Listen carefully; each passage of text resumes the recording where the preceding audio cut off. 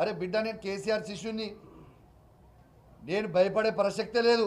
మీరు ఇట్లాంటి 100 కేసులు పెట్టుకున్నా కూడా మీరు ప్రజలకి హామీ ఇచ్చిన 6 గ్యారెంటీలు ఇచ్చే వరకు మేము కేసీఆర్ గారి నాయకత్వంలో ప్రశ్నిస్తూనే ఉంటాం, మిమ్మల్ని అడుగుతూనే ఉంటాం. మీరు 100 కేసులు పెట్టుకొని కేసులకు ఎవరు భయపడేటోడు లేడు. మీరు బాగా ఇబ్బంది పెట్టి కేసులు పెట్టినా కూడా మా హుజురాబాద్ నియోజకవర్గ ప్రజల కోసం, తెలంగాణ ప్రజల కోసం మీరు మమ్మల్ని జైల్లో పెట్టినా కూడా జైలుకు పోవడానికి కూడా నేను సిద్ధంగా ఉన్నా. మీకు కేసులకి భయపడేటోడు కాదు.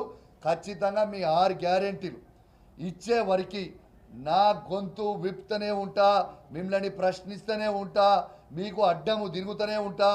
ఇంకో సంవత్సరం అయితే డైరెక్ట్గానే, ఇండైరెక్ట్గా ఏముండదు. ఇంకా మీరు ఇవ్వకపోతే ఇంకో సంవత్సరం వరకు ఓపెన్గా వెయిట్ చేస్తాం. డైరెక్ట్గా ముఖ్యమంత్రి కాన్వేకే అడ్డం తిరుగుతా. ఒక శాసనసభ్యునిగా రాసి పెట్టుకొని మీరు ఏం చేస్తారో చేసుకోరి. పోలీసు వాళ్ళని వాడుకొని లాఠీ దెబ్బలు తినడానికి కూడా మేము రెడీగా ఉన్నాం.